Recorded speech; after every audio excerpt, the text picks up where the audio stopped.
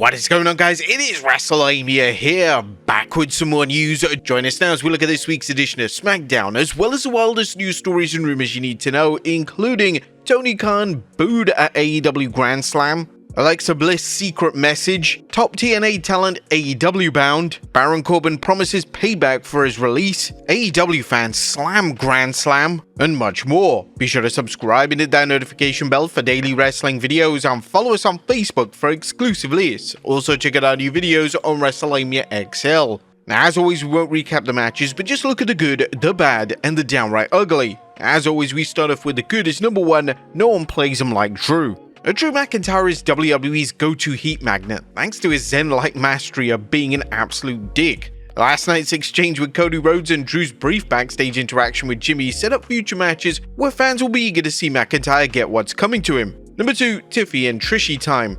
Tiffany Stratton's unlikely alliance with Trish Stratus should make for a great match, assuming it happens at Elimination Chamber and allows Trish to give Tiffany the rub. Well, unless Stratus turns on her in retaliation for Stratton being rude to Trish at last year's Money in the Bank. WWE's use of Legends is a complete 180 from the McMahon era, where Legends' only role was to just get beat down by current wrestlers. Number 3, Cody gets the last word. Now, while it may seem repetitive to hear us praising Rhodes' mic work, the American Nightmare's continued excellence on the stick really can't be denied. Rhodes dealt with Drew McIntyre's latest whining while also setting the stage for his later interaction with Solo Sikoa and company, telling Jacob Fatu that he can get the first word as long as he, that being Cody, gets the last one. Number 4, Guns vs Los Garzas was electric. The Motor City Machine Guns vs Los Garzas match was what WWE fans have come to expect from Triple H, at least one outstanding match on a TV card that may be light on storyline but is guaranteed to entertain the fans. And now if Triple H can only book the tag team undercard better,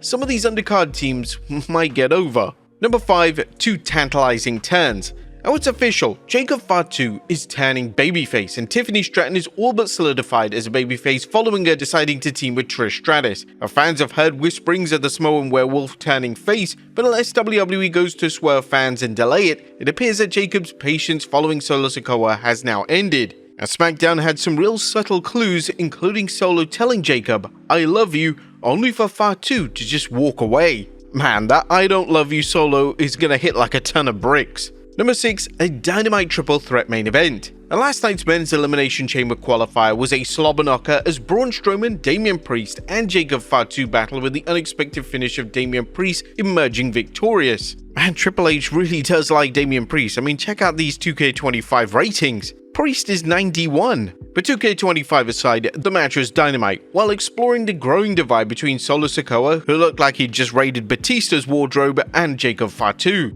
Number 7, making the most of an eternal feud. A perpetual frenemies, Kevin Owens and Sami Zayn are ready for their latest round of trying to destroy each other, and while fans have seen the two tangle many times, the match should be good, and even better, it could set up Randy Orton's return, leading to Orton vs Owens at WrestleMania. An Elimination Chamber shaping up. Now, things are looking up for the Elimination Chamber as WWE begin wrapping up the entrants in the men's and women's Elimination Chamber matches, while also teasing matches such as Kevin Owens vs Sami Zayn, and an unlikely team of Tiffany Stratton and Trish Stratus versus Nia Jax and Candice LeRae. Who do you think are going to be the 2 remaining spots in the men's and women's chamber? Let us know in the comments down below. But that was the good. What about the bad? Is number 1, Jade Cargill mystery isn't setting things on fire.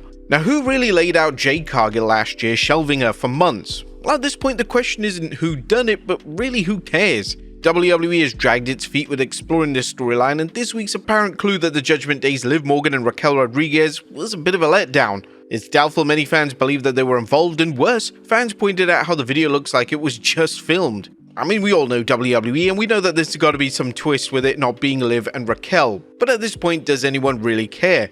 The hype has died down. Number 2, Shinsuke's booking as champion is trash. Shinsuke Nakamura recently passed the 70-day mark as US champion, but WWE has given fans no reason to take notice. WWE haven't booked him in any title defenses, apart from one dark match, and if the promotion wants to continue LA Knight vs Shinsuke, it needs a hot angle to rejuvenate it, and adding The Miz to the mix isn't the solution. And the women's undercard champions booked weak. And what is going on with the secondary champions doing the JOB?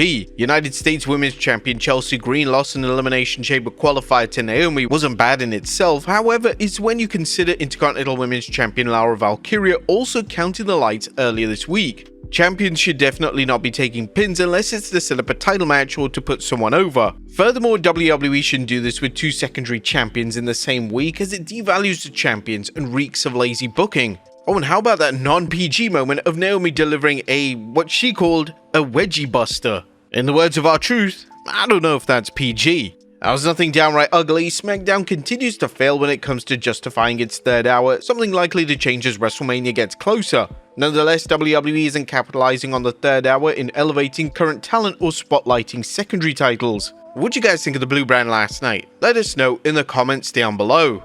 Now, let's move on to the news.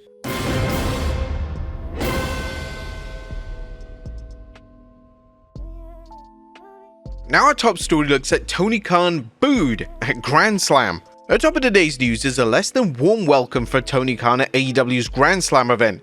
AEW President Tony Khan was booed when he appeared to hype AEW's Grand Slam show in Brisbane, Australia, but if you're worried about spoilers, don't worry, there won't be any here. There's already talk about whether fans booed Khan over their disgust with the show's many logistical problems and or their disdain for the current AEW product. The fans booing invites debate about whether AEW fans has given up on AEW President Tony Khan after years of standing by him through thick and thin. Whether AEW's ratings plummeting and the company now forced to book much smaller venues, some of the promotion's fans are now looking at leadership as the cause of the promotion's problems. Hopefully AEW can fix this problem before AEW's core audience crumbles. Once that happens, it's game over for the promotion. But it was the fans slamming Grand Slam. Some fans attending AEW's Grand Slam event in Australia are making it clear that AEW dropped the ball big time with its handling of the show. Grand Slam had plenty of problems before it took place, and this includes some fans believing that the show was promoted as a pay-per-view, only for it to be booked as a 2-hour show, the event being moved from a stadium to a smaller venue with fans losing their premium seats that they paid a lot for, experiencing transportation problems, and learning that there would be no refunds if they opted to cancel. One fan's tweet summed up several of the complaints about AEW's handling of the event and the problems caused by moving it to a smaller venue. Poorly reallocated seating, poor communication, being relocated to an inconvenient location, no refunds offered, etc. Wrestling Inc. founder Raj Giri tweeted his feelings about how AEW handled the show. Nothing like paying for premium tickets, expecting a stadium pay-per-view caliber show, and then a month later finding out you're getting an arena event with a bunch of tag matches, followed up with an announcement that there would be a Ring of Honor taping, and then a podcast announcement. A podcast announcement. Read the room.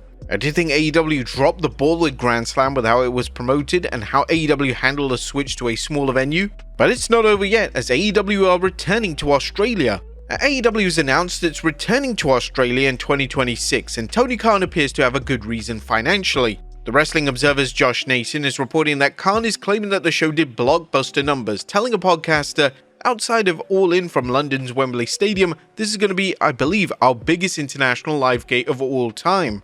Given the fans' feelings about the promotion's handling at Grand Slam, it may be even booked in a smaller venue next year. Next up, Jade Cargill mystery solved. It's time for a look at an apparent major development in the mystery of who laid out Jade Cargill last year. Smackdown general manager Nick Aldis presented a cell phone video to Bianca Belair and Naomi showing the Judgment Day's Liv Morgan and Raquel Rodriguez at the scene of the crime, a situation that on surface suggests that the two are responsible. While some WWE fans aren't so sure, with fans discussing Naomi as a prime suspect, WWE is using this storyline to get Smackdown fans to tune into Raw. Belair and Naomi stated that they're heading to the Red Brand on Monday to confront Liv and Raquel, which will hopefully get this storyline moving a little bit faster. Next up, Charlotte chooses her WrestleMania opponent. The WWE Women's Champion Tiffany Stratton is facing a long road to WrestleMania as she's still dealing with the former champion Nia Jax and has now learned she'll do battle with Charlotte Flair at WrestleMania 41. The Queen let the universe know last night that she's picking Stratton as her opponent after winning the Women's Royal Rumble. What do you think of her picking Tiffany Stratton? And do you think this will be another title belt to her record at WrestleMania?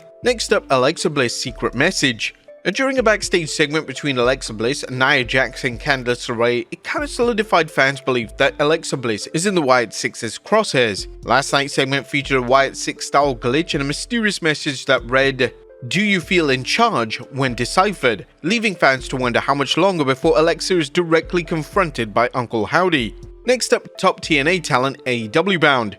A top TNA talent, Josh Alexander, appears to be heading to AEW. Alexander, a TNA Triple Crown champion, recently became a free agent, and rumor has it that both WWE and AEW were interested in him. But now Fightful Select reports sources in AEW and sources close to Alexander reports he's expected to sign with AEW. And finally, Baron Corbin promises Payback for his WWE release. And last but not least, Thomas Pestock, aka former WWE superstar Baron Corbin, is speaking out following his WWE release, and now fans are learning that Corbin knows who was responsible for a surprise release. The former Mr. Money in the Bank, one of the many personas Corbin played in WWE, sat down for a chat with Busted Open Radio. Now working as Bishop Dyer, he revealed, "I believe there's one person that made this decision or influenced this decision, and it's what put me in the position that I'm in now. I'm not going to let one person control me or my fate, my destiny. Karma will come back on whoever that person is. I'm not putting their name out because I don't need that negative energy. I think I'm going to create some magic over the next year or 2 years."